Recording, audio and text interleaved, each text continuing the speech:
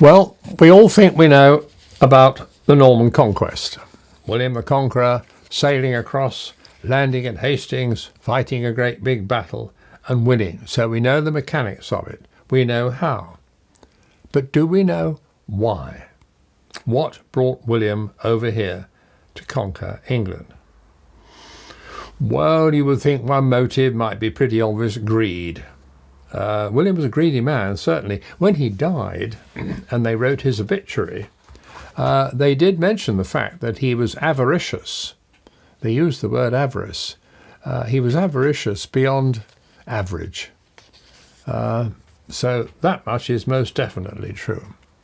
A prince, a duke, a count, a king, whatever you like, in the 11th century had to develop his image if he was to stay in business, to attract a following, to protect his rule, to help his people feel secure. He had to do big things. He had to do noble things. He had to give justice. He had to be fair. He had to provide for the future.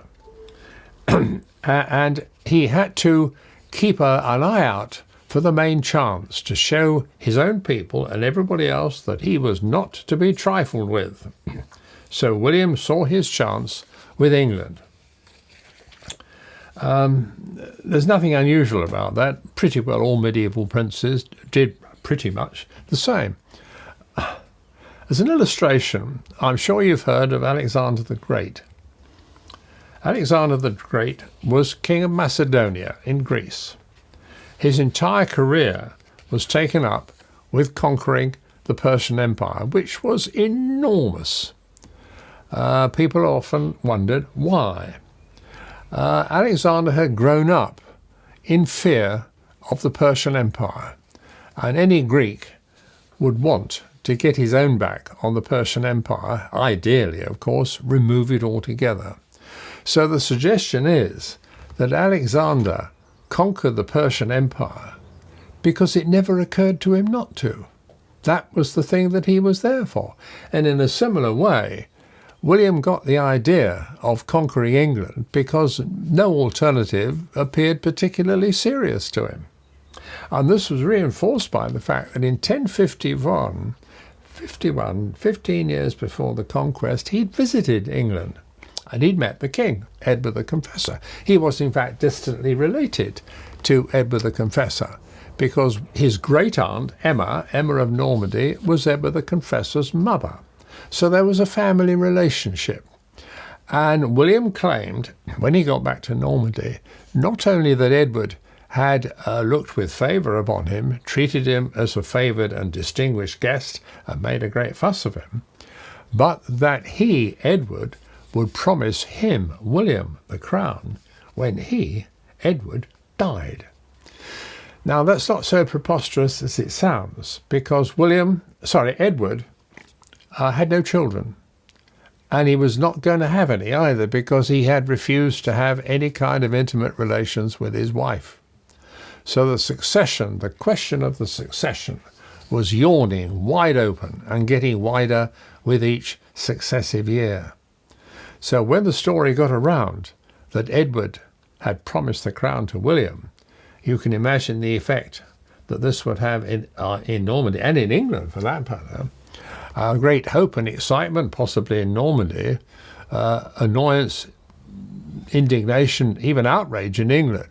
Who did this jumped-up bastard duke think he was, talking about inheriting the throne of England? But that was a motive, and a very, very powerful motive. That, plus the fact, as I said, he always had an eye to the main chance. Any medieval prince did. Any medieval prince had to carve a reputation for himself.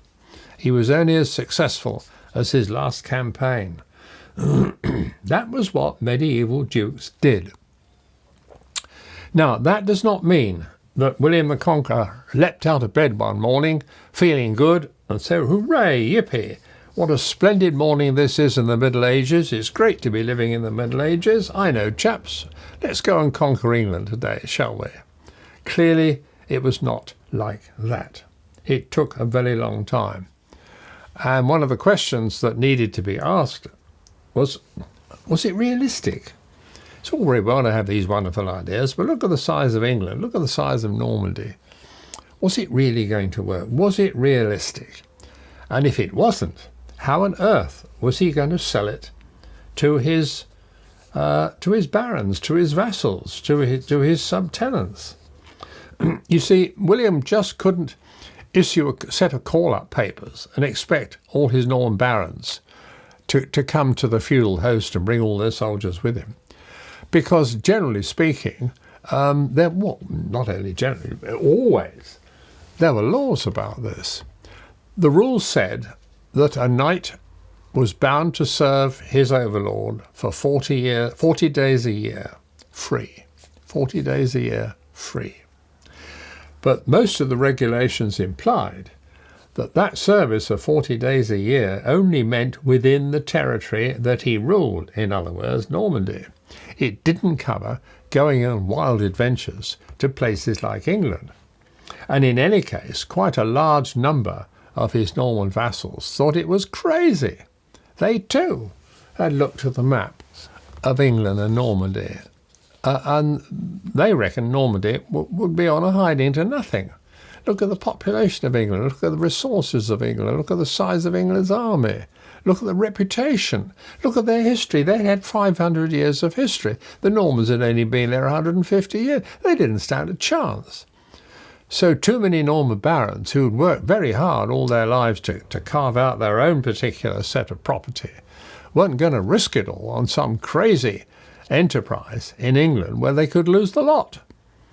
So not all William's vassals were willing to follow him, not by a long chalk.